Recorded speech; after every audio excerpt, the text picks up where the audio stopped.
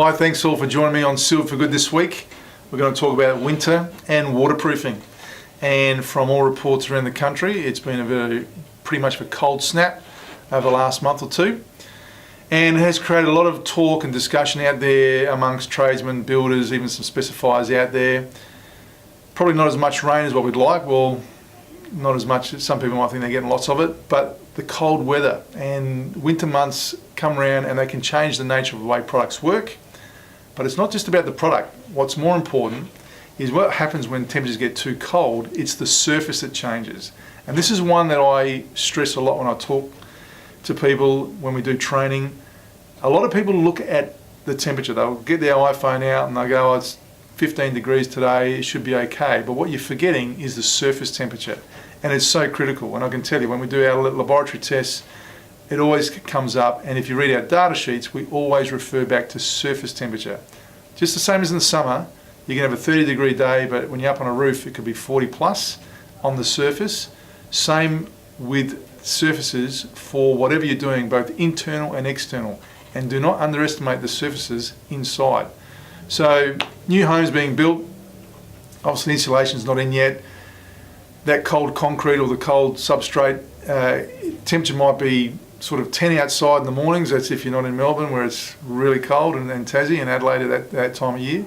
But even in other parts of the country, yet the surface temperature could be zero. And if you look even closer at things like concrete sometimes, it can have like an ice thaw. And if things don't bond too well, that's because it's got to thaw out. So you need to always take into account the surface temperature, because that is where it's going to undo you and things will come unstuck. Now, if you're working outside on a deck or on a roof area or where there's a bit of sunshine comes out, as soon as that sun comes onto a substrate, it starts to bring the temperature up.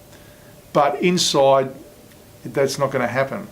So what can you do? Well, firstly, the best thing possible if you're working internally is to produce some sort of warm air. And so a lot of you guys may have blowers in your vans or your utes where you can use just to take the chill off. And once that happens, you'll then find you've got an equilibrium and you start to maintain that surface temperature.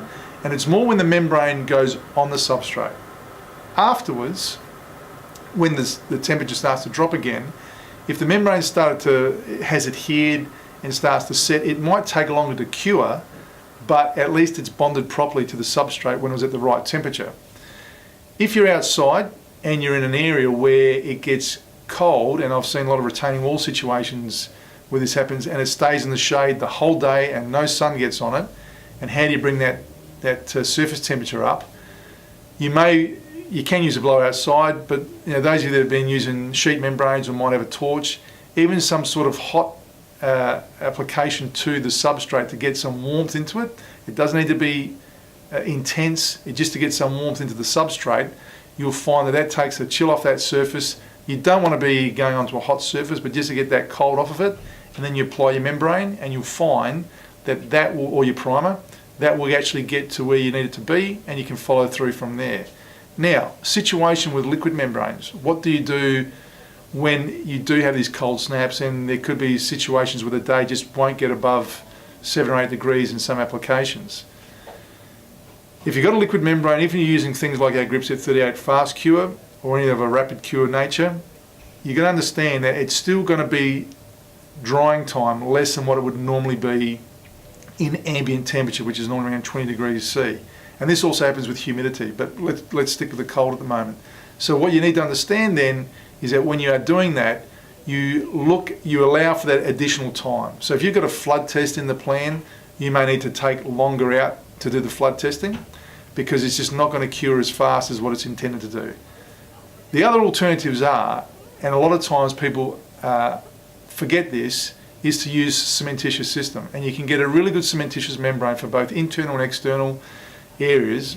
Things like our Gripset 2P, particularly for balconies and podiums or internal wet areas, where it's a two-part cementitious, but what you have is the chemical reaction between the cement hydrating with a liquid polymer, and that will cure. Again, cold temperatures, it'll be slower than normal, but much faster than a one-component water-based liquid, and you need to take that into account because it's all about the planning. And once that doesn't hold your project up, keeps your client happy, keeps you happy, you move along, you don't lose time, you don't lose days, and you move forward from there.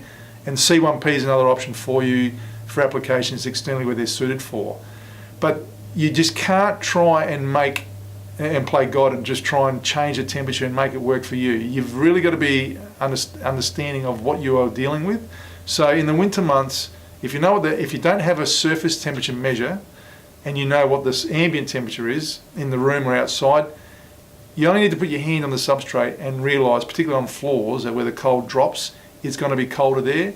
So if the temperature gauge is saying 10 degrees, chances are that substrate is going to be 5, maybe even lower. We've done some surface temperature gauges sometimes and you're at 0. That's too cold to put a membrane down, so you need to take steps.